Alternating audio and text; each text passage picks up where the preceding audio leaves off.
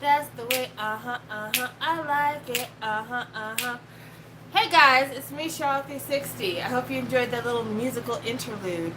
I'm here because I'm freaking bored, and so I decided I'd do a live stream because I haven't done a live stream in a few days.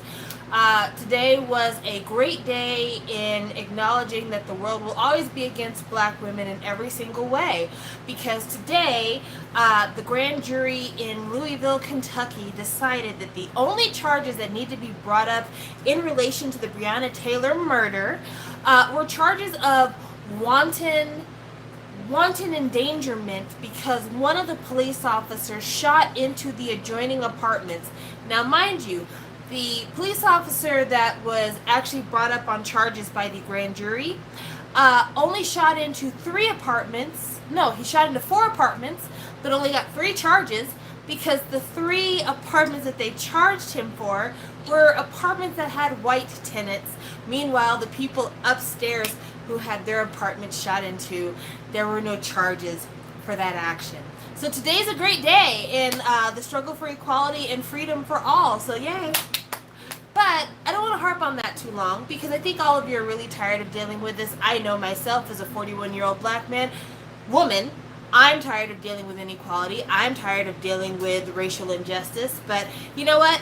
We're not here for that. We're here because Mama's bored and I want to talk about some things. One of the first things I want to talk about, and I hope you guys will do me this favor because, like, I don't know, I feel some kind of a way about it.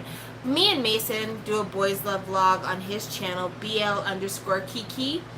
And yeah, we did a review of the show Game Boys, and we got a lot of negative, like, thumb downs. So if you just want to run over to his channel real quick and give us a quick thumbs up, you ain't gotta watch us. You ain't gotta watch us, but just give us a quick thumbs up to help with our ratio. That'd be really great. But you don't have to. You don't have to. I'm being really sleazy by asking you to do that, but I don't know. It just makes us feel bad that we put a lot of time into our reviews and people just shit on us because we said something negative. That's not fun. That's not fair. But I'm not going to talk anymore about boys love. Let me talk about the latest thing with K-pop. Hopefully tomorrow my Super M album will ship because Super M's coming out on the 25th. I ordered a copy from Amazon. I feel like it's been 2 months ago because it feels like it's been forever, even though I know it hasn't, but K-pop has been busy lately. So I'm hoping that my album will ship tomorrow and it will come soon today. Hey Meg. And that we'll be talking about it on the 25th as we should be. There are a lot of copies of the Super M album, and I'm just going to really be transparent with you guys. I don't plan to buy more than 3. I plan to buy the Target limited edition, I've got the Amazon limited edition, and I'm going to buy the Taemin cover. That's it. I'm not buying any more. I really like Super M as a concept, guys. I've been very supportive of Super M. I bought a signed Taemin poster that I ended up sending off to one of my viewers. I bought 2 copies of the Super M regular version, like the non-member specific one. I have one that I bought, I bought 2 in the store, and I think I bought 1 for the concert that I went to. I have a Taemin cover, I bought a Kai cover, which I think I gave away. Like, I've been supportive, but I just can't buy 1,000 copies of this Super M project, even though I do a lot of collecting for SHINee. In fact, I bought a second set of Taemin's solo album because, like, I wanted the other inclusions. I know, that's bad. But I just can't keep buying stuff for Super M. I get text messages from them all the time telling me, hey, go to our merch shop, we added more shit. And I'm like, cool, please leave me alone. I'm trying to work right now. And I get it, you know, without getting money, the bills don't get paid, so you have to merchandise and you have to do these things, but it's just really exhausting, guys, like really exhausting. So yeah, I'm done buying for Super M. I'm not going to buy the signed Taemin LP poster, which, by the way, if you're looking to get a signed Taemin poster, you need to run to the SM Global shop online because they're selling signed LP posters for all the members of Super M. So you're looking for signed Lucas, you're looking for signed Tan, signed Baekhyun, signed Taeyong, signed Taemin, signed Mark. If you're looking for these things, go to the SM Global Shop and order your signed LP poster. I have a couple of Taman signatures here at the house. I got a shiny signed group album, and I have a signed photo book with Taman signature on it. So I'm good on Taman signatures. I don't need them, but the rest of you might be interested, and they're selling for relatively cheap. I want to say it's like less than $20. That's pretty reasonably priced. Now that like SM doesn't do anything with M-Wave, this is about the closest you're going to get to getting some SM signatures that you know are legit, or at least advertise themselves as legit. So go ahead and take care of that. Let's see what else is going on in K-pop. BTS is doing remixes of Dynamite, and one of them is going to be a slow jam remix. I'm excited to find out what that sounds like. I hope that they decide to have different lyrics for the remix. I'm sorry, I know I'm being shitty. I just really don't like the lyrics of the English language song, and I don't know, I just feel a way about it, but I'll listen to it. I know I'll listen to it because, you know, I'm a decent person. Oh, hey Nosian, I'm glad you're live. I'll listen to it, but I don't know. I was really disappointed. Stephanie, could you turn down the fan for me real quick? Just to the lowest setting. Appreciate you. I was really disappointed with the packaging on my BTS Dynamite LP. I showed it to you on a live stream that I did. I got the LP for Dynamite in the mail. It was an official LP, but I hated the print. It was printed in a really funky way. It still had like leftover vinyl crumbs on it. It was completely not printed at all on one side, and it was in like a really thin jacket with like no credits, not even like a piece of protective paper for the LP. And so, I mean, I'm excited about getting more music. I'm always excited about getting more music, but I'm not really excited about them printing out another press for the remixes. Not that I've heard they're gonna do that, but if they do decide to do that, I will probably miss that printing because I'm just not interested. Speaking of BTS, something that actually is interesting is that BTS did a NPR Tiny Desk concert, which this makes me think that what BTS needs to do next, just for me, for y'all, for those of us who are interested, do an acoustic album. Like straight up, do an acoustic album. Like take some of the songs that you think would sound the best with like no synthesizers or other like big production elements and do them acoustically, or do an orchestral album. Like take some of like your big sweeping like more cinematic songs and like set it to BTS and like the Metropolitan Symphony doing an album, and like just their best songs but with like real big instrumentation. I think that'd be really amazing. What song would you most want to see an acoustic version of? Ooh, oh gosh, that's a great question. I would like to see an acoustic version of Tomorrow, because I really, really like that song. I would love to see an acoustic version of that. Another song that I think would be really, a song really beautiful acoustic? Run. Because there's like a slow jam version of Run on the Young Forever album that sounds really, really good. It's like an R&B version of it. And that one I think would sound really good acoustic. And just like really stripped down, almost like an MTV Unplugged. Do you guys know anything about MTV Unplugged? It may be before some of your generations, but back in the olden times, they used to have a show on MTV called MTV Unplugged, and it would be like a smaller room, almost like a coffee shop size room, and they would have a small stage, and they would have the artist on the stage and a bunch of like guitarists and drummers and stuff, and they would do songs acoustically in front of a live studio audience.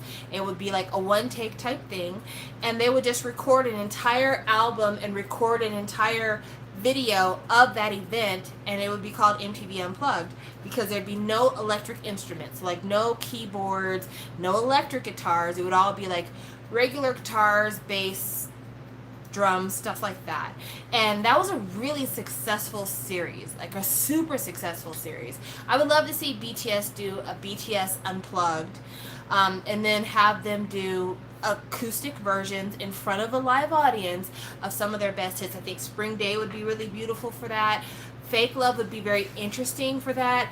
I would love to see how they would rework a song that is very highly produced into an acoustic setting. Like, how would you do hey, careful. Sorry. How would you do Idol acoustic? Like, I shudder to think about the person who's got to wrap their minds around doing Idol acoustic. But it'd be interesting to see. I'd love to see it. And then, like, they could intersperse it with, like, people doing a joint off their mixtape. Or even, what would be really interesting to me, wow, War on Hormone would be weird. Acoustic. What would be really interesting to me is if BTS decided before Jin goes to the military to do, like, BTS SoundCloud tapes, and they were to take all their, like, little SoundCloud songs that they've done and put it in a package and just make it a physical that people could buy. Because there's a lot of songs that BTS has out there that have never been put on a physical release because they've been released either through mixtapes or they were released on SoundCloud, and to maybe make those physical as like a one-time first press collectors type of thing. I think that'd be really freaking cool. I would buy it. Like, if I could buy Suga's mixtape and both of RM's mixtapes and buy J-Hope's mixtape, and I could buy it on an officially licensed big hit label format, I would really appreciate that, especially RM's mixtapes. I would love to buy RM's mixtape. I would love to buy it. That would be really nice. So yeah, I think that'd be a great idea for them. I'm always thinking about how they can make money, because at the end of the day, that's really what Big Hit's all about, is making them money. What do you think is going to happen? I feel like the Korean government might offer exemption from the military to BTS symbolically, but I think Jin's going to go regardless. It wouldn't matter if they got exempted or not. I think Jin would go regardless because he probably feels like the group could do okay without him. And I'm not saying that to be mean to him or to say anything bad about him. I just really think that at the end of the day, Jin understands that he gets utilized the least in group settings, that his solos are really nice and we value him for that, but just in terms of the production of songs, he's underutilized. So he'll probably feel like it's a goodwill gesture for me to go to the military, and it's not going to impact the group as much as other members going to the military. And then if Jin goes, the other members are going to feel obligated to go because he went, because they're like, well, if he went, then the rest of us need to go to prove our being patriotic. And also, like, one of the things that a lot of people don't understand that are in the Western side of things, and it's something I'm learning all the time, there is a lot of collective thought in Asia, and it's something I discussed with Mason, and it's something that I've heard Aggie Brown talk about on her channel, and it's something that is reflected a lot in Korean and Asian media that a lot of us Western types fail to understand. In Asian countries, there's a lot of group think and us think as opposed to me think. So a lot of times we tell each other, love yourself, do what's best for you, take care of you, and then take care of others after you've taken care of yourself. In Asia, it is almost exactly the opposite. It is, this is what's the best for all of us. We all are in this together. We all are moving each other forward. And sometimes it means the desires and the needs of the individual are pushed down if it means that pushing down their desires propels the rest of the group forward. That's one of the reasons why in the Spring Day video, when they show Omelis, that's such a big deal, because when you read the story of the ones who left Omelis, it's about a society where everyone is super happy and everyone is very loving, and there's no war and there's no sadness and there's no depression. But there's one person in the basement in Omelis who is a child, who is beaten, who is starved, who is broken, and who cries all the time. And that child has to live in the basement in order for the rest of the society to progress. And so the ones who leave Omelis represent the people who would rather live in a society where your situation, your life is determined by yourself rather than the oppression of somebody else. And in a lot of Asian societies, oppressing other people is okay if it moves the rest of the group forward, at least in theory. But because of that, BTS will probably feel like It's an act of community. It's an act of um, patrioticness. It's an act of civil duty for me to go into the military and not to avoid it, because my actions are reflective of the rest of the society. If I avoid my military service, then I am being shameful because my actions go against what everyone else in my community is forced to do. And so I could see them actively turning down an exemption because of their feeling of community and nationalism and wanting to be the best ambassadors for Korea and Korea's values. And you know what? I'm not in a position to say that there's anything wrong with that. I'm not in any kind of position to do that because that's not my background, and so I'm not informed enough to judge that. But it is something where I just really don't see them avoiding military service. Also, because in avoiding conscription, when the bubble bursts, which I know there's going to be some people who are going to tell me, no, it's always going to be the best, they're always going to be riding high. Listen, the bubble always bursts. It doesn't matter who you are, the bubble always bursts. At one point, Whitney Houston was a huge singer, and before she passed away, her star was starting to diminish. Same thing with Prince, same thing with Michael Jackson, same thing currently with Madonna. You can be the superstar of all superstars and still have a huge influence on society, but your current projects don't do that great, right? And so, when the bubble burst for BTS, the first place they're going to go to is home. And in going home and doing variety work and doing, local events, people are going to judge them for having never been to the military. Being in the military for most Korean men is a sign of transitioning from boyhood to manhood. So yeah, they're going to do it because they're not dumb and they know that one day they've got to go home. And so they're going to do this so that they can have lives after the international bubble burst. Because at this point in the game, BTS will always be celebrities in Korea. There'll never be a time when they won't be considered celebrities. Like, they don't have to do anything else for the rest of their career. They don't have to release another song. They don't have to release another music video. Nothing. They could tell the entire world, we quit. Eat our ass. And they would always have a job in Korea. They'll always be celebrities. They could open restaurants, they can open hotels, they can open amusement parks. They will always have a job. And they'll always have great jobs as well. Because if Korea's one thing, they are faithful to their celebrities. That's the reason why Rain is having such a great comeback recently. Because they're very, very faithful to their top celebrities. But they expect a lot from them. That faithfulness also comes with the expectation that you're going to live your life a certain way, that you're going to behave a certain way, that you're going to represent Korea in the best way possible. And if you violate that kind of unspoken agreement with the public, that is when you get dropped like a hot potato. So this is their retirement plan, guys. If you don't know this already, this is their retirement plan, is being able to go back home and do shit back home. So I don't see them avoiding military service when this is the long game for them. They are trying at this point to make as much money as the world will let them, and then when they stop making money with the world, they're headed on back home. And I don't blame them, because I would do the same fucking thing. Because, looking out for number one, guys. Sorry.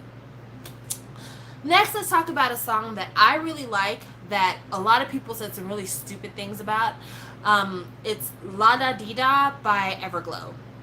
So, Everglow's newest song is a great song. Everybody knows me and knows that I like drive fast music. I like music that feels like I'm driving a Corvette in Las Vegas. And this song is that. It is drive fast music. It is Ticket One Way by Nine Muses kind of music. I love it. But some really stupid people are saying that this song is a ripoff of Blinding Lights. And it's just like, are you mad? Like, do you not have ears? Seriously?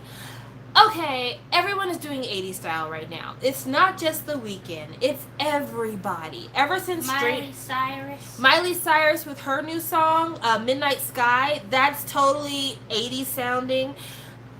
It's a thing. Retro is a thing. Dua Lipa's whole last project was retro. It's a thing. Stranger Things. The 80s aesthetic is back because of Stranger Things. So, yeah, that's the sound. They're not ripping off anybody. Unless we're saying they're ripping off the entire 80s, and yeah, of course. Ooh, this is a good song. Stephanie apparently had never heard it before, but she says it's a good song too. I like it. It's good. Yeah, I don't understand what the big deal is. I mean, maybe they're mad at Everglow because Everglow is confident, because I will say this. The song reminds me of One Way by Nine Muses, and people hated Nine Muses when Nine Muses was out. Like, Nine Muses never won a music show, even though they have some of the best songs in all of K-pop, but it's because people were jealous. So I can only assume that maybe that's the reason why people hate Everglow so much, is because this song is amazing, and they're beautiful, and they're confident, and no one likes a confident woman. That's all I can assume. But I think the song is worth your listen. It is definitely a song that I would totally drive fast to. I'm starting to make my list of drive fast songs, and like my drive fast songs include Blinding Lights by The Weeknd. It includes Gravity by EXO, and now this is another one to add to my drive fast. Oh, and Criminal by Taemin. That's also on my drive fast playlist. Criminal is also a song that has a very kind of 80s retro sound for the background music, and no one accused him of sounding like The Weeknd, and I don't know why, because that song very much has a very kind of dark, ominous toned sound to it. But you know, again, no one likes a confident woman. We're always looking to bring down confident women. Apparently, The Weeknd's whole last album was a concept album. I did not pick that up. I thought that was just Manz's personality, but apparently he's playing a character. I don't know. The Weeknd's last album, quiet as it's kept, me and Stephanie listened to it in the car. There were either songs you loved or songs you hated. It was very polarizing. There were some songs where I'm like, this song is great. Like Heartless. I liked Heartless. You know, never need a bitch, I'm what a bitch needs. I love that. Even though right after he says, trying to find the one that can fix me. Right? Sir, your lyrics are contradictions. You don't need a bitch, but also you're looking for somebody to fix you, preferably a bitch. I mean, come on. Come on. Sounds like you need them. Sounds like you need them. And I like that song that was like, it's way too late. Yeah. But like, some of the songs were terrible. Like, there was some song like, I told myself if I'm not successful, I was gonna jump off a bridge. It's like, what was that song called again? I don't know what the name. It was like, I think it was called Snow or Winter or something. That song was weird. That song had very weird lyrics. I used to pray when I was 16. If I didn't make it, then I'd probably make my wrists bleed. We shouldn't be laughing about suicide. We're wrong for that. We're really wrong for that. But the way he sang it, was awful. Like the lyric isn't funny, but the way he sang it. His lyrics vacillate between great and exhausting trash. And this was exhausting trash, that one. But I say all that to say, I'm curating a playlist called like Fast Car Vibes, and Everglow's new song definitely arrives on the Fast Car Vibes playlist. Along with Fast Car by Tracy Chapman. No, because that song is so folky. No. But Super M has a Fast Car song that I could add to the Fast Car playlist. Yeah, so there you go. Oh man, I cannot wait for Super M's album to come out so that it can be over. Yes, Notion. Yes, When We Disco, one of the best songs of 2020, bar none. Blinding Lights is the best song of 2020. Fight me if you wanna. The Weeknd's Blinding Lights is a perfect song. There's no bad points to it. Say what you wanna. But When We Disco is probably top 3 K-pop songs to come out in 2020. And people hated on it so hard because they didn't like the idea of Sunmi and JYP playing romantic opposites in a video. But like, get over that bullshit. They're both grown people. I'm serious, like, they're both grown people. Get over it. They don't kiss in in the video, they don't even really hug that much. And there's the ending pose where his hand is like over her behind, and it's like he's not even touching her behind. It's just like her behind is to the camera, and his hand is in front of her behind. And people are like, oh my gosh, that's so gross. This is so nasty. He's known her since she was a kid. This is disgusting. First of all, your mind is disgusting. Get the fuck out of the gutter. Secondly, again, grown people acting for a music video. What? Anyway, the song is fire. The dance is fire. The when we disco. Ah, I love it so much. It's the best video. It's the best video and the best song. I love that song so much. It's so good. Also, I will tell you, JYP, Quiet as It's Kept, has some of the best collaborations in all of K-pop. Check his track record. When JYP says, I'm going to have a guest artist on my song, 20 times out of 21, that song is fire. Because he works really hard to not embarrass the people that choose to work with him. So he always writes something really, really good. I remember the first collab song I ever heard with JYP was a song he did with Gayen. And that song is really good. I think it's called Again. Love Me Again, I think is what the song is called. Really, really classic song. So yeah, JYP, he's the GOAT. People don't give him his credit. But I understand why. People are mad at JYP because they feel like he does all of his artists dirty. Do we have to have the discussion again about K-pop business? I feel like we need to, because everybody acts like K-pop companies are the worst because they don't do exactly what the fans want them to do. Now, I'm not saying that fans are wrong for demanding more from K-pop companies.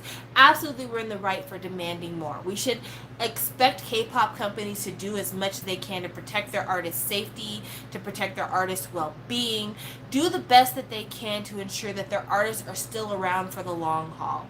That I absolutely agree with.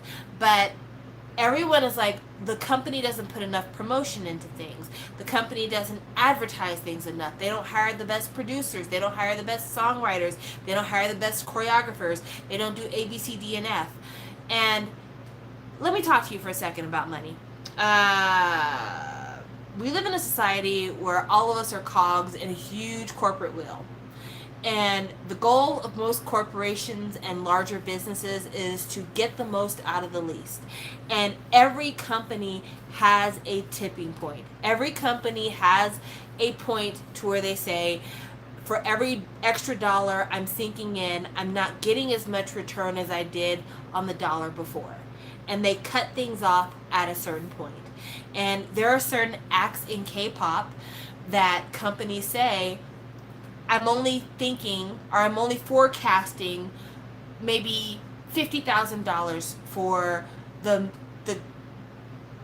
album art budget, and only $100,000 towards the recording process, and maybe only $200,000 for the music video process.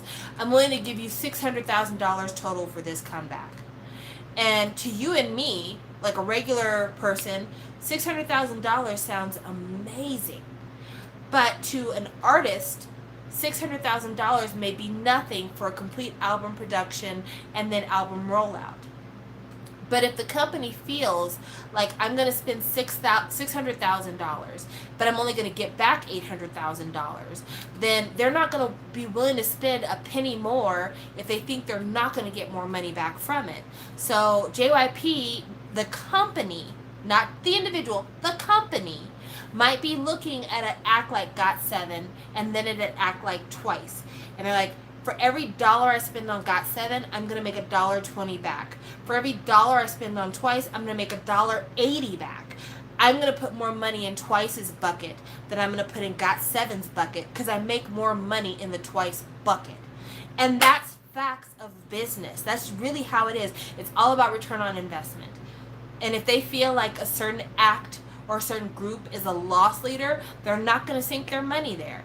And that is part of the reason why when people were complaining about Taemin and his under promotion by SM, There were so many things that happened with Taemin's promotion with SM that were just like bad timing and everything else. But Taemin, as a solo artist, doesn't do as well as Baekhyun. Doesn't do as well as Taeyeon. He does well, but he doesn't do as well as they do. So if Baekhyun's getting a nominal promotion push, Taemin's going to get maybe less than a quarter of that because he's selling less than a quarter of those albums. Let's not forget, Baekhyun sold 1 million albums with Delight. 1 million albums. I think Taemin, this last album that he released, sold like 125,000 copies. Now, I'm not saying that Taemin's music is any less than Baekhyun's. I like Taemin's music a lot. I like SHINee a lot. They are my bias group.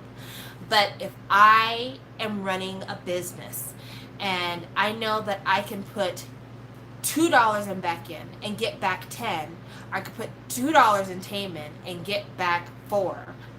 I'm going to put my money in Baekhyun. And that's just the way that is. And so, yeah, these companies are still shit, absolutely. They absolutely could do better.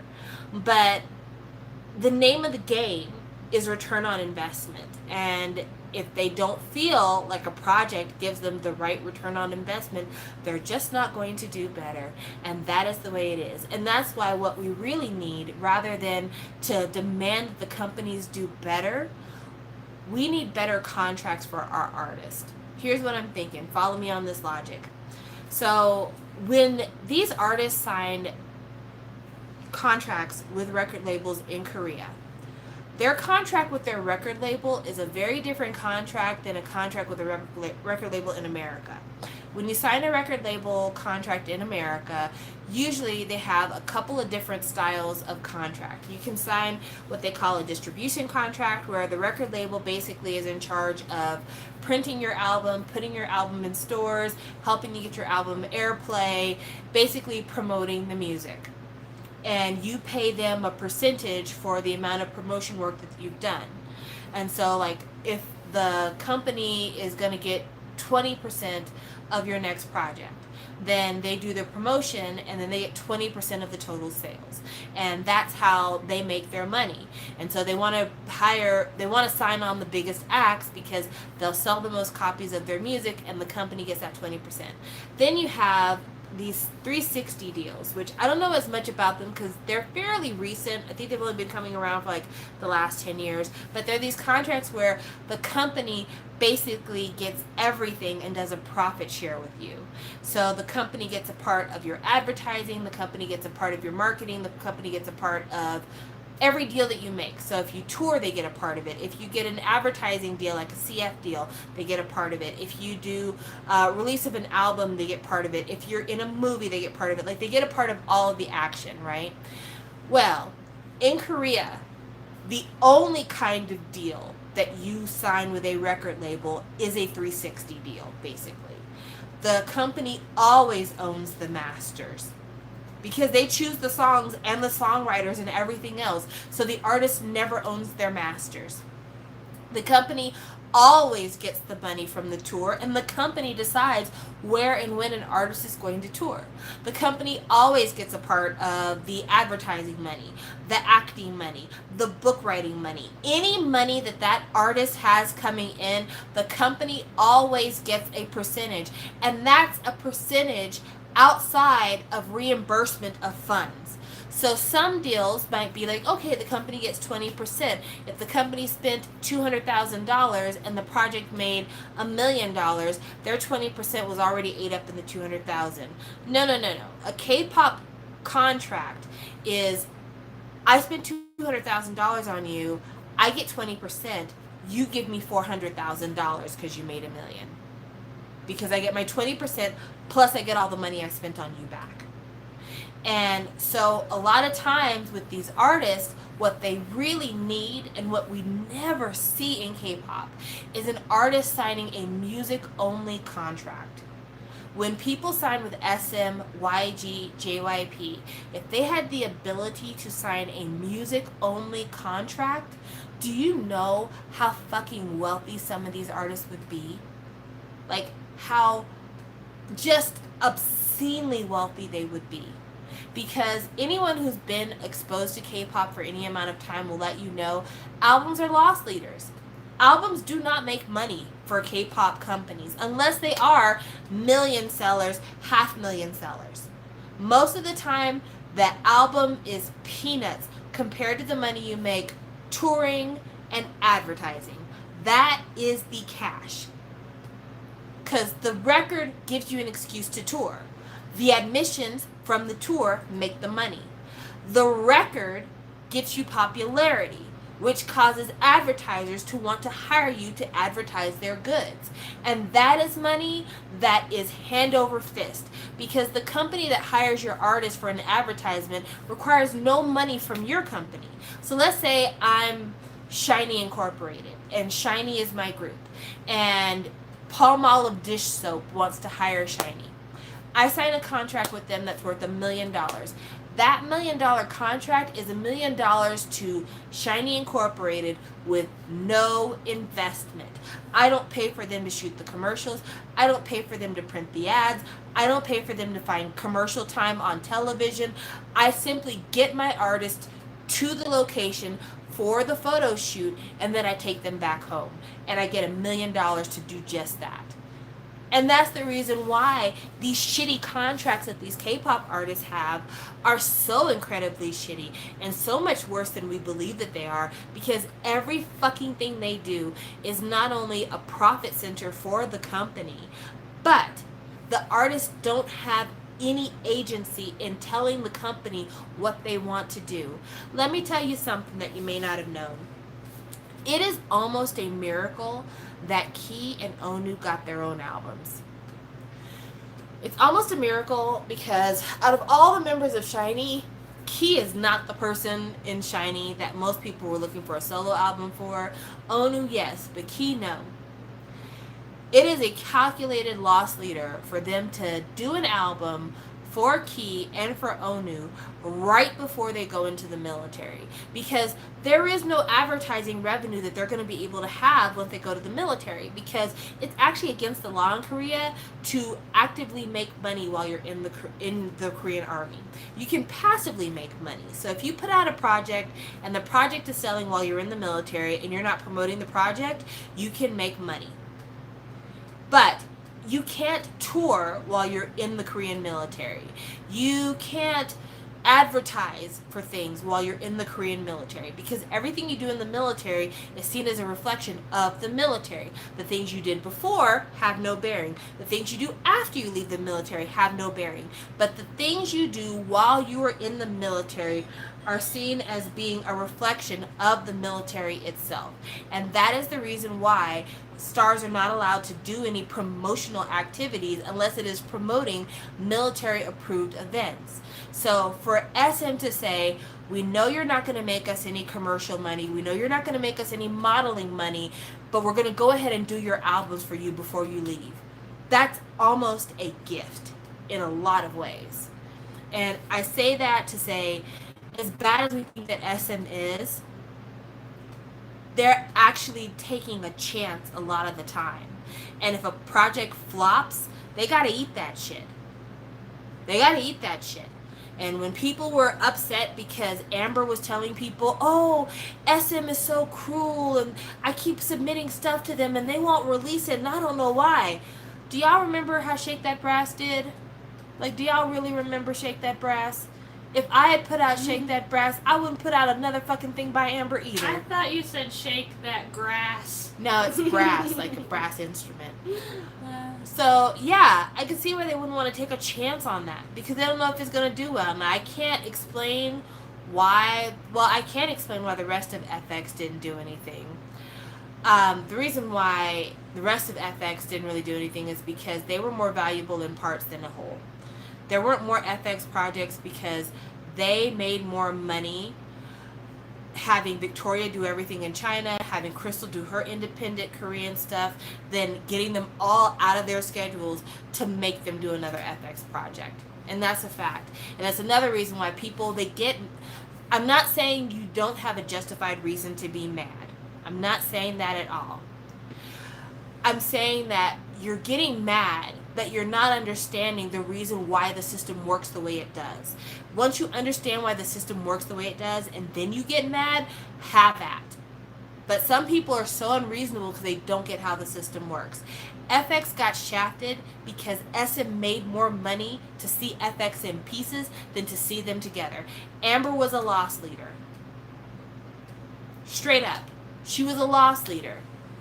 Promoting Amber's music made no money for SM, so they had no interest in promoting Amber. Crystal made more money doing advertisements and television shows and everything else than being in FX. Victoria made obscene amounts of money in China without doing anything in FX. And that was all passive income for SM. They didn't have to bankroll any of her Chinese projects. That was just incoming money all the time. Meanwhile, putting together an FX album, promoting an FX album, putting FX on music shows, that costs money for SM. Why would they take the time to take everyone out of their different money-making ventures to do an FX project when they could continue to make passive money with them scattered to the winds?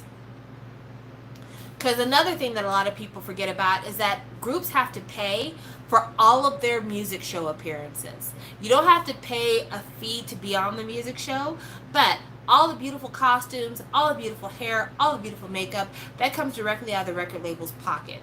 And music show appearances usually require multiple costume changes. So this week you might be seen in the pink outfits, and next week you're in the red outfits. And if you're doing 3 music shows this week, you have 3 different sets of outfits, and you're circulating them amongst the shows. And then if you're going now to do live performances, you might have a set of live performance costumes.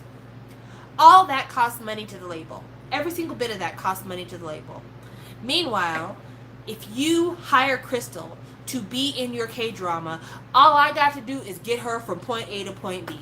I don't have to spend any money on that. And whatever money you spent to hire her to be an actress in your show, I get that back.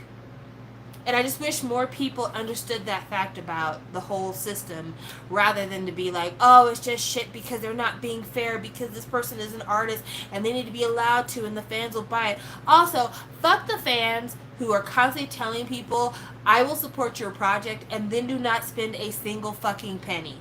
You guys are the fucking worst. Like, quiet as it's kept, you guys are the fucking worst.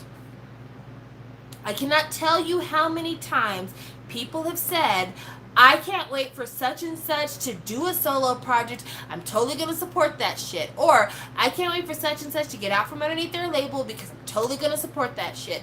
And then they get out from under their label or they do their solo project and that shit is crickets. You don't hear any action about it. Hyolyn came out with Say My Name. I bought 2 copies strictly to support, not for any other reason. I could have been satisfied with 1 copy. I bought 2 copies because that's my bitch and I wanted to support her. So many people talked big shit about how much we love Hyolyn, how much we want a physical release, how much we'll buy anything because we just want to support her, and did not buy. Do you know what a financial investment it is for her to have a physical album? I constantly talk all the time about how I buy physical albums because it is a dying art form. People aren't doing physical albums because that's unrecoupable expenses. Some groups sell so much physically that it warrants a second press. But some groups, you don't know if you're going to be able to sell all of your first press. So you're very conservative about what you order. And when stuff stays on the shelf, that's money that you're never going to get back, that you've already spent, because no one's printing albums on credit. So she, being her own record label, is putting out the money to put out her album, and y'all's asses don't want to buy.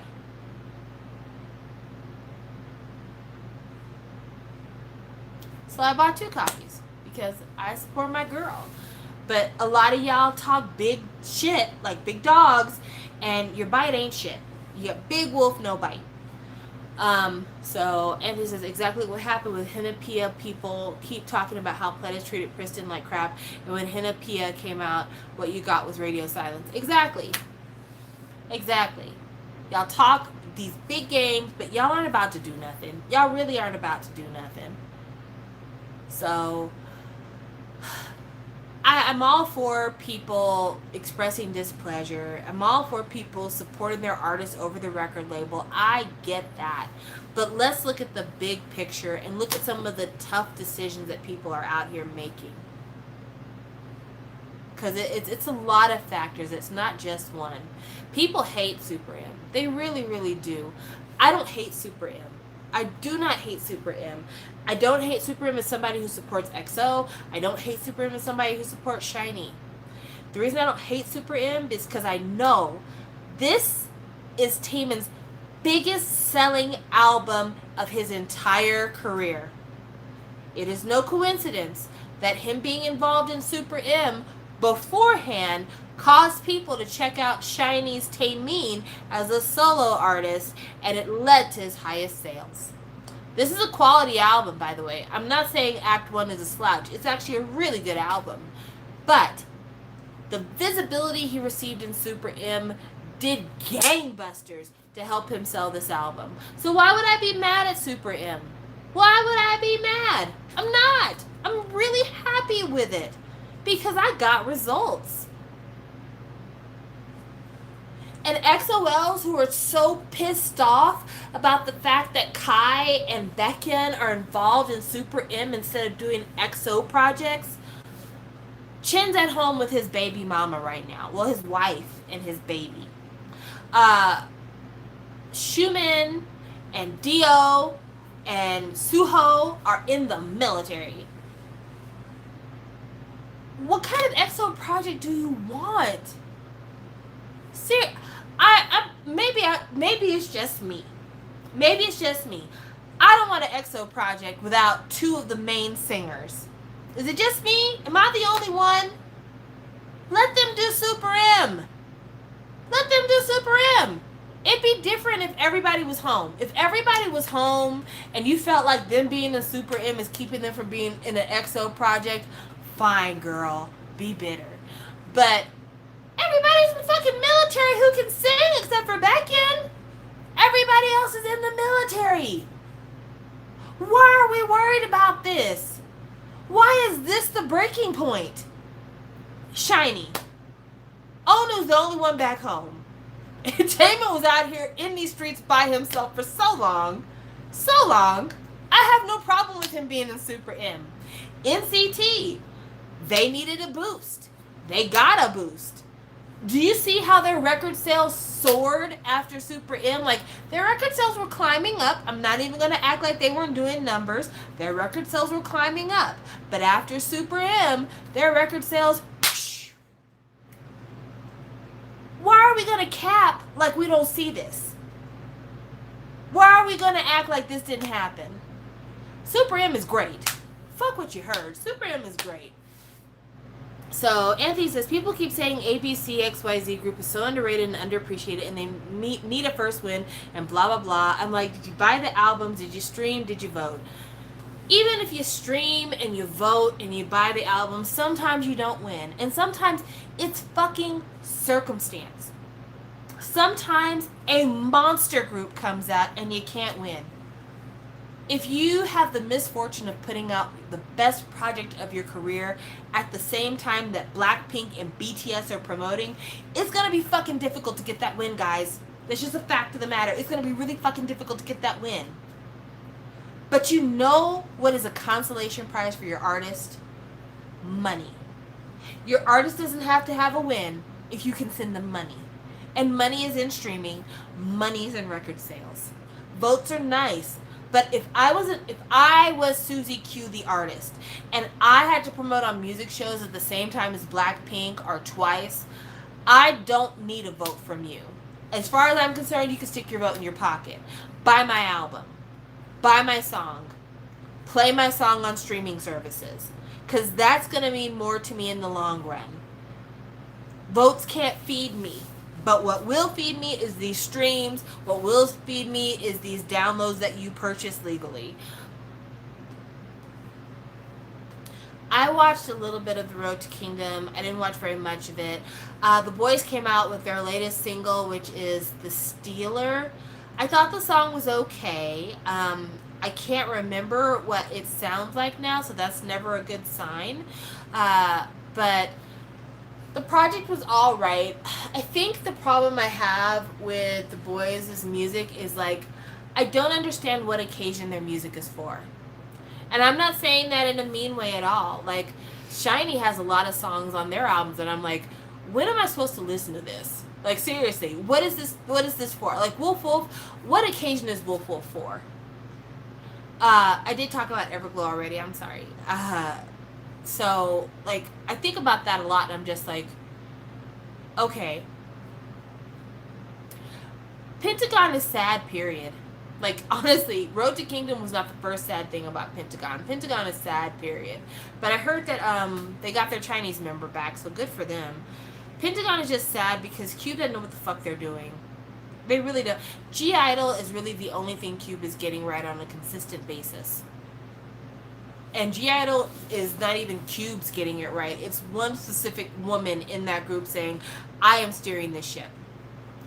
But yeah, if Cube could be just not bad, that would help tremendously. Like, really what Cube needs to do, unpopular opinion, Cube needs to dissolve their Korean operations. Cube needs to go ahead and release all their Korean peoples out of their contract. They need to pick up their entire building, float it in the air to China, set it down in the middle of China, and begin Cube Chinese unit. And they just need to build a K-pop factory in China. Because China wants the K-pop aesthetic. They want the factory. They do. Because groups aren't really a big thing in China from what I've heard. It's mostly about solo artists.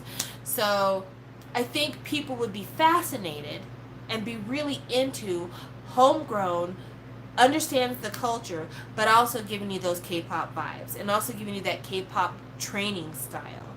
And so, yeah, I totally see it for Cube just opening Cube China and that being their thing. Because CLC, Helicopter's okay, but it's not enough to turn the ship around in my personal opinion.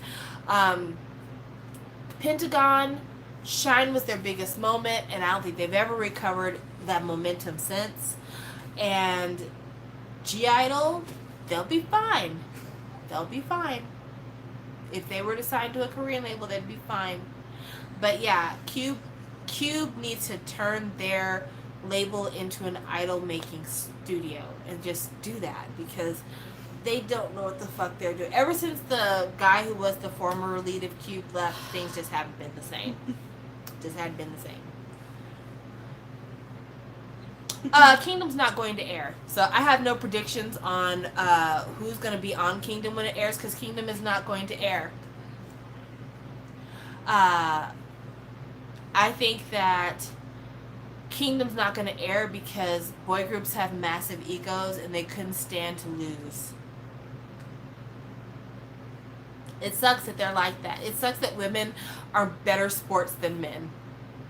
Because that's really the fact. We're better sports. The reason why you could have a bunch of really dominant women on a show like Queendom is because we're not afraid to lose. No, I haven't talked about that yet. For us, we're like, it's not about the competition in terms of getting the comeback. It's about the visibility. And it's about the opportunity to work with certain people. And it's an opportunity to do something outside of the box. But for men, it is all about the win. And I think a lot of veteran groups looked at Pentagon losing on Road to Kingdom and they said, oh no, that's not how this was supposed to work. They were supposed to be a shoo-in. We're not going to do Kingdom. Facts.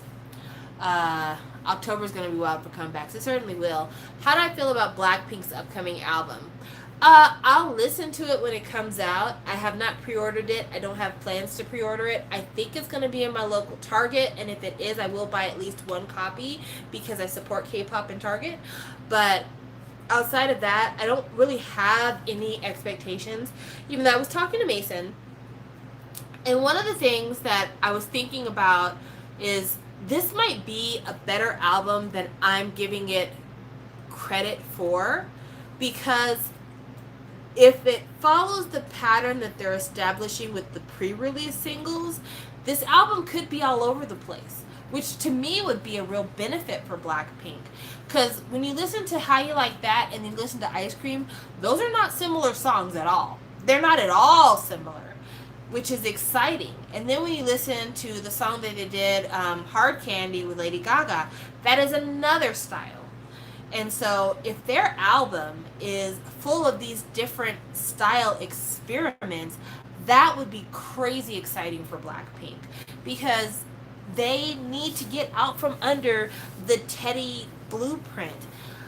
Listen, Teddy's a genius. I'm never going to knock that guy. That guy is a genius, the way his mind works, because when you listen to a Blackpink song, if you really sit and listen to it hard, and listen to all the shit that's going on in the background, not just the vocals, those are there's a very intricate production standard going on in the background of a lot of Blackpink songs, but that's the way that Teddy has always been. That's the way he worked when he was working with Big Bang. That's the way he worked when he was working with 2NE1. Teddy is a really brilliant producer. But Teddy does have a style that he likes, and he tends to go to his default setting in a lot of ways, and that's the reason why How You Like That, do Kill This Love, all those have a very similar beat, if you know what I mean. And I think that if Teddy could allow other producers in and have Blackpink explore some different styles, it would not only be good for YG as a company to kind of see some more producers, because in the event something should happen to Teddy, I don't know what they're going to do for producers, but also it's good for the group because it allows growth, because one day people are going to get tired of hearing do done for the 50th time. Like, people are going to be like, okay, I feel like I've heard this song 20 times before. Can we listen to something else, please? Even the videos have a very similar look. The set for Do and the set for Kill This Love and the set for How You Like That could practically be the same set, but they just switched out some elements. And that's not great. I think one of the best things about the Ice Cream video is that it looked different. Like, I would like to see Blackpink in nature. I know that's a wild concept because COVID, but I would love to see Blackpink under natural lighting. Like, I would love to see Blackpink do the Happy video that 2NE1 did, where they were just like walking around in public with like finger waves and stuff. So I really do hope that we get to see them experiment with style on their full-length album, because it's what they deserve. How do I feel about NCT's upcoming NCT 2020? I think 21 members is fucking ridiculous, y'all. I think it's fucking ridiculous. Okay, so let's talk a little bit about NCT and where we started with NCT and where we are currently ending up with NCT. So, when we were told about the NCT concept, the neo-culture technology concept, yeah, a lot of people forget that that's what NCT stands for. When we were given the NCT concept, we were told it was going to be like Johnny's in Japan, where it was going to be some people come out, some people go in, some people go out, some people go in. It has not been that. There have been so many things that were told to us about this concept that have not come true. It is just goddamn ridiculous at this point. We were told that NCT Japan would be made up of Japanese members made for the locality there, that every country that NCT operated in, that group would consist of members from that country, and that they might release the same songs, but it would be tailored for that country. That didn't happen at all. When NCT Japan debuted, it was mostly Korean dudes. Facts. So, along with that, we were also told that members would graduate from the system. That once you got into NCT, you'd be there for a little while and then you'd move on. Everyone who was in NCT from the beginning is still there. Not a single person has moved. Yes, people are in the China unit and doing Wavy. People might be a part of the Japanese unit when that promotes. There's people that are in NCT Dream. But everyone is still in NCT. And so that's how we end up with today's 23 members. And I just think it's so dumb because, number one, 23 people on one song. This will be somebody's part in the song. Baby. That'll be somebody's part in the song. Or somebody else's part in the song will go, whoop, that'll be their part in the song. Because how do 23 people sing one song? Have them sing a line of the song. But like all of the lines. So like one person can't be reduced to the chorus. So every line a different person speaks. Because there are like, what, 25 lines in a song? Sometimes. So that means there has to be somebody that does each line. So like, let's say they're like, I like to meet you. And then another person's like, hi, how's your day? If I was in NCT, I could tell you my parts in NCT if they were to put me in the team. A. That would be one of my parts. The other would be like, whoop! Another one, skirt! Those would be my parts in NCT songs. I'd basically be I would be Takeoff. That would be me in NCT songs. But no, I'm thinking you could break it down like line by line. Who So, wants you know, that? Who Some wants people that? do, but like it might not be great. And that's the whole point. What is the point of having a group this big if you're going to make shit that's going to be unlistenable? Unlistenable. Or maybe they have a part because they're singing during the chorus. It's just that they're not alone. Yeah. People are going to fight over who got so much screen time. They're like, that's not fair. My bias is A, B, C, D, and they only got 2 seconds of screen time. It's 23 members. What the fuck did you think they were going to get? This is not a 23-minute video. It's so dumb. It's so dumb. It's so dumb. But, you know, I just, whatever, SM. What the fuck ever. I just want to know more about Shotaro. I want to know about Shotaro because Shotaro looks like he's got a very interesting past. So, Stephanie. What? NCT 2020 has 2 new members, so now there are 23 people in NCT. Okay. One of the I members... thought it was NCT 27, like 27 members. No, it's 2020 for the year. One of the members that they added is a kid named Shotaro. Shotaro. Okay. Guess how they found him? How? On TikTok. Cool. Yeah. And I've seen this boy's TikToks.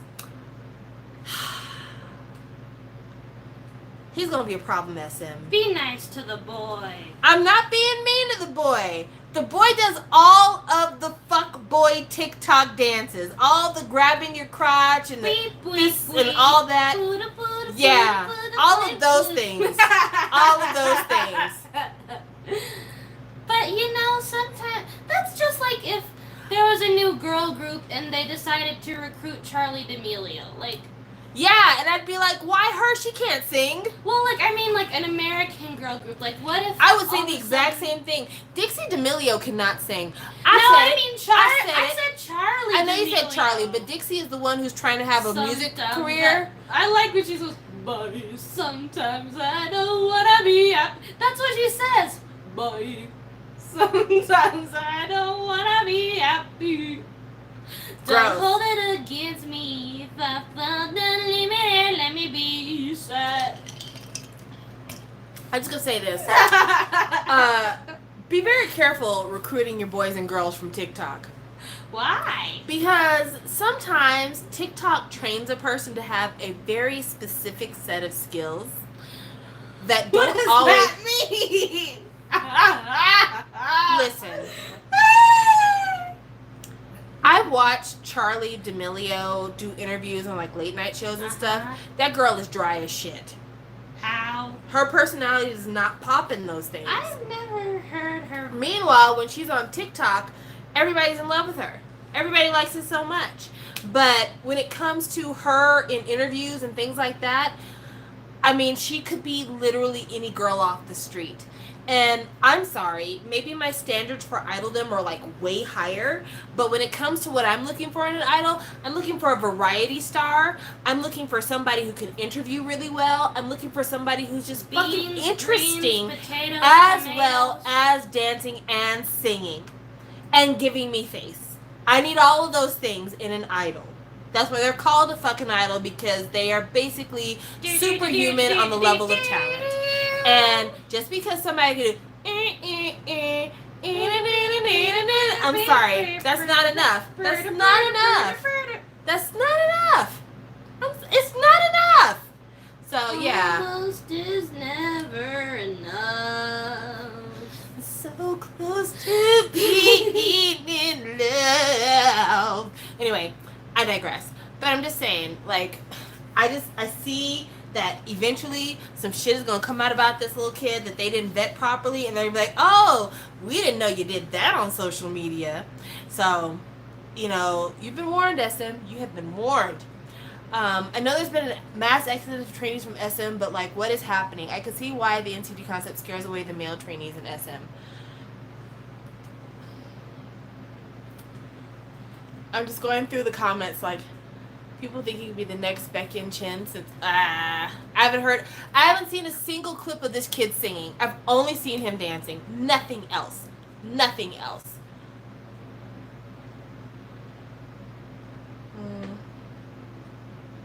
Girl trainees have left. Okay, so I guess the question was about SM's girl group. If I was an SM girl trainee, I would probably want to leave too, because like, it's been a long time since they said they were going to have us out in these streets, and it hasn't happened. Like, they had multiple girl trainees when Red Velvet debuted. Don't forget about that. When Red Velvet debuted, they had a swath of female trainees, and at that time they were talking about putting together another girls' generation. And now Red Velvet are like, you know, veterans in the game at this point, and we still don't have that new girl group. So I feel like either SM keeps saying they're going to debut a girl group because the girls they want to put in the group keep leaving because SM is dragging their feet, or the problem is everyone has stolen SM's idea. Follow me on this for a second. Let's go. Oh, thank you. I'm so glad you could join us. So this is my thought pattern here. SM felt like they had cornered the market on the girl group game with FX and Girls' Generation. And Red Velvet absolutely was formed as kind of the new updated version of FX. But I think when it came to doing a new updated version of Girls' Generation, SM felt like they couldn't do that because too many other girl groups in the market had stolen their thunder. I think that when it came to trying to do the Innocent concept over again, like Into the New World, G-Friend took that. G-Friend took that and ran off with it, so that wasn't an option anymore. When it came to doing Cute Quirky, Twice took that and they ran with it, so that wasn't on the table anymore. They couldn't do Girl Crush because SM sucks at trying to figure out Girl Crush, and they would have to be in direct competition with Blackpink. SM didn't want to do that. So I think for the last several years, SM has been struggling with trying to figure out what is the girl concept. Struggling. I mean, because it's not even just a struggle, baby. It's a struggle. It's a scrimping struggle. It's a struggle. But they have been struggling with trying to figure out what is the concept of our new girl group. What can we do with our girl group that is going to be something that the world has not seen from us before and is not getting out of K-pop currently? Because anything you want in K-pop, you can get right now. If you want super duper girly, happy girl, she's out there. She's out there. If you want super mature, sexy girl, she's kind of out there. She's not as out there as she was back when Sistar was promoting, but she's kind of out there. If you want quirky girl, she's out there. She's out there. And so SM is really struggling because SM is used to delivering a girl group for the nation that reflects everything that the country is looking for. But with the glut of groups that are out there, differentiation is more important than it's ever been, and SM can't find that balance. I would love a house concept from a girl group. Like, if we just go like straight into the club scene, 90s club kid, I'd be here for it. I would love to see SM do like a really vocal heavy girl group, like a girl group that's got great dancing but is like super vocal heavyweights. That would be amazing for me too. Or a girl group that like they are a dancing command team, and like when they move, it is scissor sharp precision. But again, G-Friend stole their dancing thunder. When it comes to R&B groups, Mamamoo's out there. Like, it's just, there's so much that is already taken up that I don't think that SM knows what to do with their girls. And I think the reason why it's so much easier to do with the boys is because if you can't sell the girls at home, you can always work in, or sorry, if you can't sell the boys at home, you can always ship them international. Like with NCT, SM took a very calculated risk. They knew that international fans are always going to support boy groups because most international fans are women. Most are. It's a fact. And so they're like, women like boys. If we can't make it a hit in Korea right out the gate, the female fans internationally will help us float this boat until we're able to get it off the ground at home. Whereas international fans who are women, they're not as supportive of the girls. The girls still do really well internationally, especially when it comes to like in Asia. Whereas like international for boys extends to South America, North America, Europe, maybe even a little bit in Africa. But when it comes to girl groups, the core of their international fandom seems to hit right around Asia and then a little bit into Europe and North America. And so SM is like, it has to hit home first. And that's the reason why they've been extra cautious.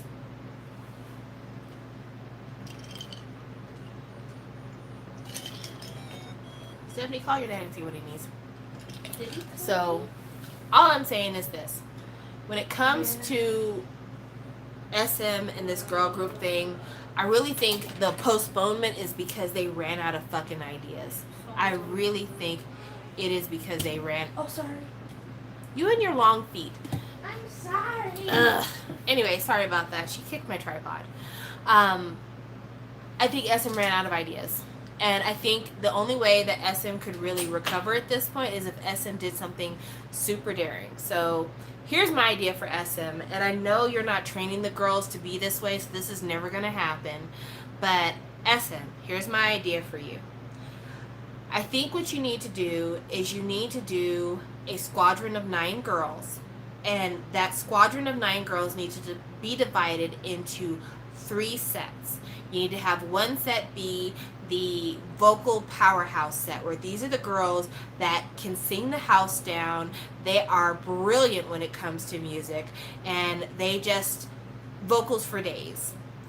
But I need them to also be broken down too. You need a belter, you need a crooner, and then you need somebody who is giving you angel cafe voice. Those 3 girls need to be in your vocal unit. Then you need to have a dance unit of 3 girls. These 3 girls need to be where one of them is like your super pop lock street hip hop girl. One of them needs to be your classically trained beautiful movements extensions girl. And then one of them needs to be like your modern dance girl who does something that's kind of out the box, not really seen all the time, very kind of esoteric stuff. And then you need your 3rd squadron, which is your acting team. These are the girls that you know may not be the best singers and dancers in the world, but they can be passable, but they have personality for days. They can do variety like fucking champs.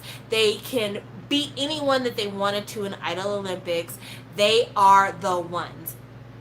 Then what you need to do, you need to take your 3 squadrons of girls, have them debut with a song that the lyrics are written by one of the members, if not multiples of the members. Maybe hire somebody to do your production because you always hire people from Europe, Asia, everywhere else.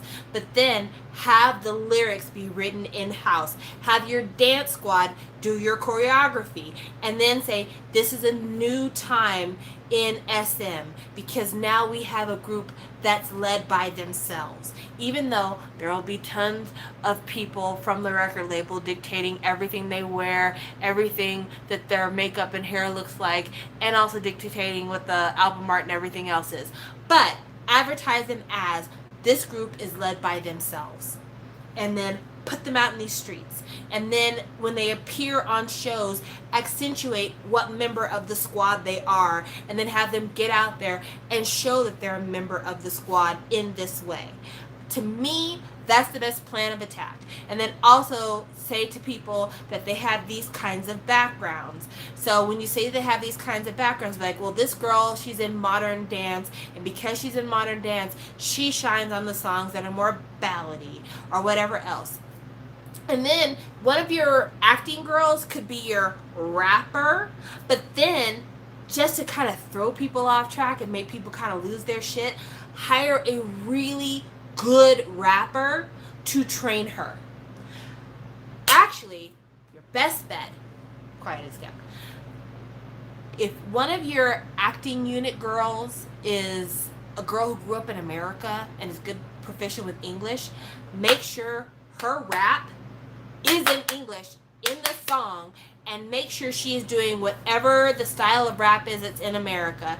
Like, if Meg Thee Stallion is what we're doing, her flow needs to sound like Meg Thee Stallion, but of course with different lyrics, because, you know, Korea is still very conservative and misogynistic. But make it to where it's something that they have never seen before. It is something that they're like, we've never had girls lead their concept. Because even Blackpink, as much as they are, you know, the definition of girl crush, they still are very much a product of their environment. They're not getting the production credits that they should get. So if SM says, these are our girls, but they're getting production credits, they're doing choreography, they're doing all this other stuff, so they actually are coming up with these concepts. The reason why this is so brilliant is because fans will defend their idols to the death if they know that their idols came up with that concept. And also, Korea's in like a wave of new feminism, Me Too, everything else. So if you can get these girls out here and being like, we're the captains of our own ship here. We run this thing. Even though they don't really run this thing because, you know, corporate structures, everything else like that. I think you could get the at-home buy-in and you can get the international buy-in. That's what I would do. That's my thought process. But yeah, if I had to wait as long as some of these girl trainees have had to wait to try to debut with SM, I'd fucking leave too. Because there is a sweet spot for girls trying to debut as idols. Most girls trying to debut as idols need to debut before they turn 21. And I'm not saying that to be shitty to anybody at all.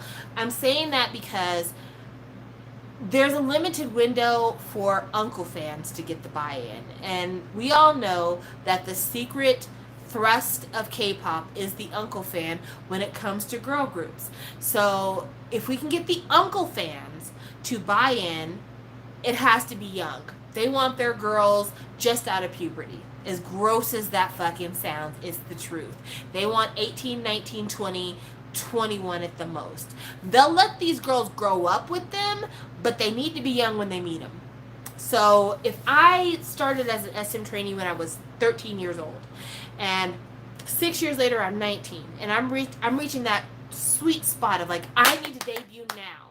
And SM's talking about, well, we don't really have our concept together, so it might be another couple of years before that happens. Yeah, I'm fucking out of here. I am fucking out of here. I'm fucking out of here because my window is closing. My personal individual window is closing. Fuck what the company wants. I'm not debuting at 25. Because if it doesn't work, I don't have any options after that. So, yeah. I can totally see why people would get the fuck up out of here. If I was YG and I was debuting a group out of YG, that's an interesting question.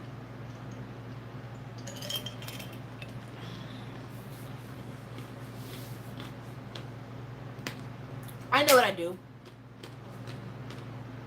If I was YG, I would debut a group that would be considered a crew. And YG is probably the only label that can pull this off, to be really quite clear with you. I would have YG debut a group called The Crew. And it would be modeled after Sotaji and the Boys, right? So it would be a group that would kind of be a throwback to Sotaji and the Boys, a throwback to Big Mama. And I would call it YG's like anniversary group. And the boy group would be like really heavy dancers, like dancing dancers, pop locking and, head spinning dancers, right? And like really heavy MC work too. And then my girl group would be like Big Mama-esque, like super R&B vibes, but like not R&B like what Korea normally favors. I'm talking like Ari Lennox, Snow Allegra, like neo soul kind of R&B vibes. But what I'd do is I'd add one more element to it. I would give them kind of like an art school education so that all of them are like pseudo intelligentsia types. So like they would be like, I'm also a graphic artist. I'm also a painter. I'm also a sculptor. I'm also a fashion designer, something like that. And I would call up the crew. And I would say the crew makes their albums in a bubble. The only thing that YG does is we provide production assistance, but outside of that, they design their own album covers, they design their own looks, they design their own hair, they do their own choreography, and it's a crew, it's an art crew. It's a fully organic thing, and everything they do is about them and their feelings and how they encompass the spirit of the young people. Feed them some bullshit.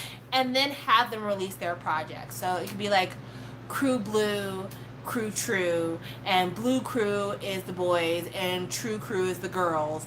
And then they get out there and they do stuff together as like brother and sister act, and then they do stuff apart as well. But make it seem like it's a cultural revolution, and they're going to be the vanguard and the ambassadors for culture moving forward in Korea. Because YG has always been about how they're like the Louis Vuitton record label of Korea. So, like, do that shit. Do that shit for real. And make sure every member of the group is super interesting looking. Because YG is very shallow and they are all about looks. So, like, you need your girls to be, like, super interesting faced. Like, they don't have to be, like, classically gorgeous, even though Korea always does want one to be, like, classically pretty. Do one that's like classically pretty but keeps a stank face all the time, and then the other two need to be like girls that you're like, where is she from? Because she looks like she's from everywhere but nowhere. Is she an alien? Do that. And then your guys need to be guys who are like very interesting looking as well, like really sharp eyebrows or really long faces, and then like one of the members has to look like a girl. Like, it has to be a guy who looks like a girl. Not because of any implied sexuality markers or anything like that, but it needs to be somebody that the public can latch onto, because girly boys and flower boys are always going to be a thing. That time has never passed. So you got to give them something to hold on to. But your other two guys can be kind of like a super athletic looking guy who looks like he could just like hold you down and just out of you. And then the other guy needs to be somebody like Ice Prince, cold, anime, and then put them out there. Let them do things. I think it'd be awesome.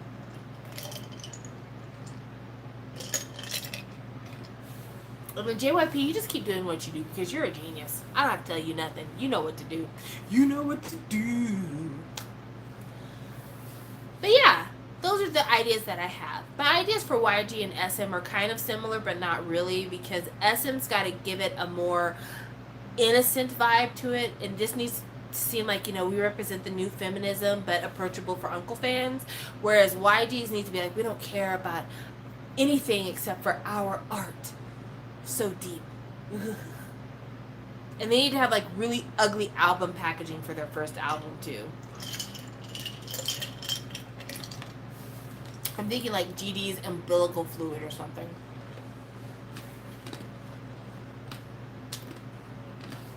Why do you think JYP boy groups don't sell as well as girl groups? Well, JYP is not really producing his boy groups the same way he produces his girl groups, so that might be a thing. Because like, I want to say that GOT7 does more of their own writing than his girl groups do. And JYP's pen game is ultra strong. Anyone out here who thinks that JYP is a slouch when it comes to authoring K-pop hits, you're a liar and the truth is not in you. JYP has always had the strongest pen in the game. He is a legendary songwriter and producer. And because of that, I think that his girl groups do better because he has more of a dictatorial hand with them. He makes sure he gets at least one of his songs on there most of the time, and then he goes about making sure that everything else on the project is what he likes. Whereas his boys, because he's like, we're men, I don't feel like I should tell you what to do. Make it yourself. And they just don't have the same magic ear that JYP has. JYP has got a magical ear. He's just really, really good at what he does. That's why he's got a whole fucking label.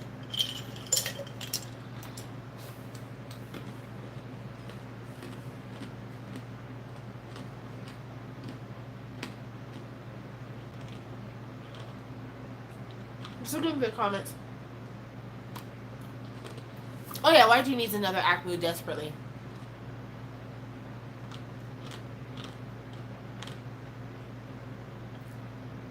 Sorry, I was just looking back to see if I missed anything. Watching you eat the ice reminds me of Tharn type. Ooh, don't do that. You know why he had the ice, right? Because he's fixing to eat booty. Ugh. Yuck. I'm not doing that at all. But I will reiterate what I said at the beginning of this live stream. If you could do me a favor, Mason is in the chat right now. If you could go to his channel, BL_Kiki, and look for our review of Game Boys and give us a like, that would be very much appreciated. You do not have to watch the video. Just give us a like because we deserve it, because we're awesome. And also because we have a lot of dislikes. And it hurts my heart that Mason got dislikes on a video that he invited me on because I am a guest in his house and I brought the drama to his house. And I hate that. And if you're interested, next week we're doing a review of Until We Meet Again. So, check us out for that. But anyway, I digress. I can't think of any more K-pop stuff I really want to talk about tonight because, I don't know, K-pop just feels like it's been slow. So, yeah, I'm kind of tapped out for that. Just stupid threads. I'm going to talk about that, okay? Thank you. I'm going to talk about this now because it's important to me. I spend a lot of time on Twitter.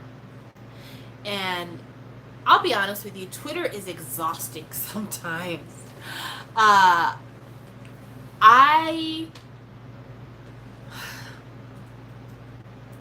get that for me, Twitter is a great platform. I actually enjoy Twitter a lot more than I enjoy Instagram or Facebook because I like dialogue more than I like photographs.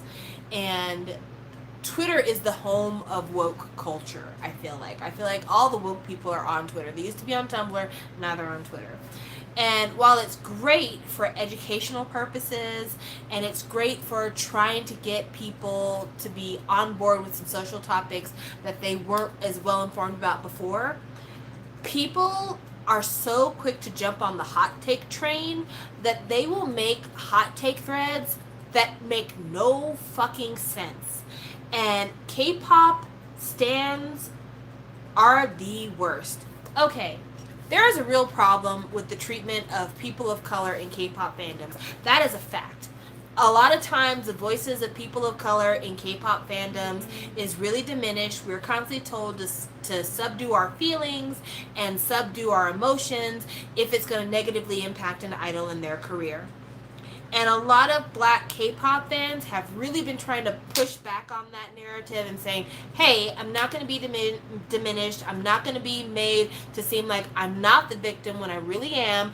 I'm going to start pressing forward with my views on why K-pop is damaging to my culture. And I think that's fair. I really do think that's fair. But in our haste to come up with the hot takes, sometimes people get out here and they're like, hey guys, hey girls, let me tell you how K-pop groups are stealing black culture. Exhibits A, B, C, D, E, F, G. Today, somebody did a thread about how K-pop is appropriating black culture. And one of the ways that they said is like K-pop is biting black culture style exhibit F or whatever. And it was Tyrese's How You Gonna Act Like That. If you've never heard Tyrese in your life, don't worry, you're not missing nothing. But Tyrese has a song called How You Gonna Act Like That. And the song's like, how you gonna act like that? And yeah, it's like, how you gonna up and leave me now? How you gonna act like that? Well, EXO has a song called What If. And What If has a very similar melody in the chorus to Tyrese's Act Like That. And this was an exhibit of how K-pop is biting off of black culture. But here's the thing. The Underdogs are the producers for both songs. They produced both of them. So it's not that EXO wrote a song called What If and decided that we're going to copy Tyrese. It was that the Underdogs said, you know, you did a really good job with that Tyrese song, so we're going to give it to EXO and see what they can do with it. And that's exactly what fucking happened. Then another part of this thread was about colored hair and about how the OMG girls did it first. Y'all, the person who posted this thread obviously must be in their mid to late 20s at the most for them to reference the OMG girls as being the forerunners of colored hair in even black culture, much less culture in Moss. Like, the OMG girls are currently in their 20s. If that gives you any idea of how old they are. Little Kim's Crush on You song came out in the 90s. I remember distinctly Little Kim having multicolored hair. And before that, the punk rock scene had multicolored hair. K-pop is not stealing rainbow hair from black people. Let us get over that, please. Can we not have that as an argument anymore? But again, people are so quick to do the hot cake dance to seem extra woke on a woke app that it is infuriating.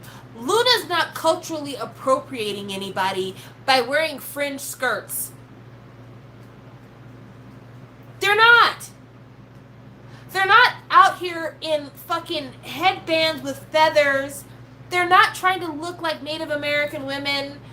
They don't even look like cowgirls because the clothes they're wearing are clothes that you could not wrangle cows with. They look like they're about to go to the hoedown throwdown in the Hannah Montana movie. How is that cultural appropriation? Come on now. Are we saying they're culturally appropriating from country music? Listen. If you have your hair braided and you have a feather hanging from your hair, if you're not wearing the head scarf or whatever, people across the world have had feathers in their hair. It's not just a Native American thing. It really isn't. It really isn't. Other cultures around the world have incorporated birds in their native dress, have incorporated animal skins in their native dress, have incorporated shells in their native dress. It's not just one culture that incorporates these elements. All cultures on Earth, Polynesian even, have used feathers. All cultures on Earth that are ancient civilizations, they used what was available in their environments to craft their culture. So if you grew up in an environment that was a seafaring village, if you lived on the edge of the ocean, or if you lived on the edge of a large body of water, you probably incorporated shells into your decoration because that was what was readily available. If you lived in a landlocked area, you probably incorporated feathers because you were probably searching for fowl. If you had cows, you incorporated leather into your native dress because that's what people did. But I guess the problem, would be like they're not native, but I don't know. I mean, everybody's native from somewhere, well, except for us. We're not. We're stolen people, so we don't have a culture. Our culture is strictly being the hottest people on the planet. What the information is on that. Like, I don't know, because Luna's not even a group I follow, to be quite honest with you. Like, native culture. Well, there is a Korean native culture. I mean, hanboks. I mean, yes, but like, I don't know what their That is because the American education system tells us that the only culture that's worth digging back into is European culture. I don't even know what the Europeans did decide to colonize places and eat porridge and poop in the town square. I don't know what they did. I don't know what anyone did in culture. The only culture we ever hear about is Eurocentric culture. That's true. Like, the U.S. education system basically tells you the rest of the world was in darkness and living in filth until Europeans conquered the rest of the world and introduced them to technology.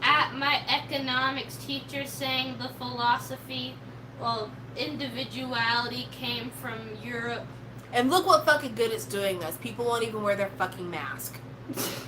Individuality is killing that's America. So weird though. Is he does teach European history, but that still doesn't mean he knows anything. Yeah. But like, why is it that y'all have AP European history? Y'all teach that, and that's like a college credit. Where are like the African histories? Where are the? Because they feel like Africa doesn't have a history before Where Europeans the- arrived. Where That are is the thing. Like Asian the histories? education system in America tells us when it comes to history outside of American history, history doesn't happen until the Europeans arrive. Fact. Anyone who is an American who's gone to school in America, especially public school, you will be told when you do world history begins when the white people showed up. Well, that's true. They started at around like the time of colonialism. Yeah, like the first introduction you get to Asia if you're doing world history in America is the spice trade. Yeah. Because that's when white people started getting seasoning for their food. So it was an important time for them. And not using it right after. Oh man. Okay. There is a great show here on you. Do y'all like documentaries? Do you watch documentaries? I might not be talking to the target group here. There is a show that came out about maybe 10 years ago, but the reruns are the episodes are here on YouTube. It's a show called Supersizers Go. And Supersizers Go, what they do is they go back to different time periods in European history and they eat the food of that period. And they went back to Victorian era England. And when they went back to Victorian era England, they had to eat curry for the first time. And they talked about how Europeans had no idea how to make curry. That they got all the spices from India and they would just throw them into a stew pot and boil the meat and the vegetables with the curry seasonings, and that was it. And apparently, to make a good homemade curry, which I've never made, so I can't say that I know how to do this, you're supposed to roast the herbs and the spices before you add anything to it, because the oils and the heat release elements of those spices that you don't get if you don't activate them first. So basically, European curries, prior to many more Indian people coming to Europe, were soups that had spices dumped in them, but weren't actual curries. So yeah, like it's a really interesting show because like they talk about like the time period and they eat the food, and sometimes the food is good and sometimes the food is wretched. Sometimes they're eating some really gross stuff. Like one time they're eating cockles, which are like the little, you know when you see like roosters how they have that thing on the top of their head? That's called a cockle. Did you know that? And they eat cockles on one of the shows. During the Shakespearean one, they eat cockles. Gross. But yeah, Luna's not a group I pay attention to like that. I have long since quit paying attention to Luna. So if they did something that someone who is from one of these indigenous cultures found offensive, I am not one to defend Luna because that's not my culture to give the defense for. Like, I'm just going to put it this way.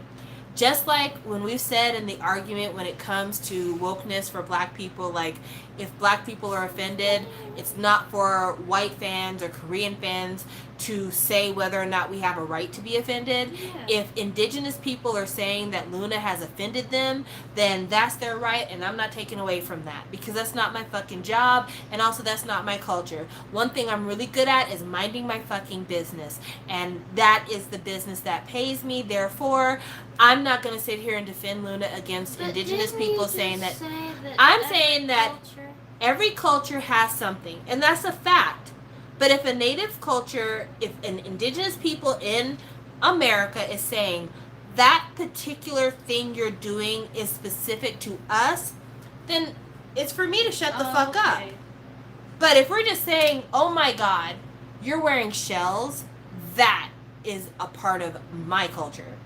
But if that culture that person is from also has shells, maybe you're being a little bit... Oh, so you were just saying in general. In general. Oh, okay. Yeah, so like I'm just saying, a lot of cultures have a lot of common histories that you would not recognize if you were not an anthropology student, if you're not a historian. And so we take a lot of things and we hype them up without really having a lot of understanding, because everyone wants to be the first to be the wokest. Athenian democracy sucked. Like, that's the thing. Everyone's like, oh my gosh, look at the democracy and the voting of the citizens. Very few of the population, because like most of the population at the time in that city were like slaves and women and children, but they couldn't even vote. So it was really like only 30% of the population in Athens that got to vote. So really, well, that's it how wasn't America fair. was. America, you know, it was about, you know, equality for all men, but it was specifically men. Women were voting. Children still don't vote. Children still don't vote. Yeah. But also, like, slaves were considered property, so they wouldn't be able to vote because they weren't even considered humans. They were considered property. You know, back in the South, before the end of the Civil War, a slave was considered 3/5 of a human being. Yes, for the but census also, records. One of the I was about to say that was also because of population control and like trying to manipulate. It's to the manipulate government. seats in the House of Representatives. Yeah. Still not good. It's fucking terrible. Could you imagine being told you're only partially human? How fucking degrading that would you be. only partially count as a citizen. But still, Yeah. I guess the implications that has. Black people, oddly enough, are the reason why being born in America is what qualifies you for American citizenship. Why? Because when slavery ended, they were saying that, like, okay, well, where do slaves belong? And they were like, okay, well, they have been in America forever. They're born in America. So we can't send them back to Africa because a lot of them have never been to Africa. So let us have a law saying that if you're born in America, you're an American. And that is the reason why we have automatic citizenship for American birth. Yeah, interesting.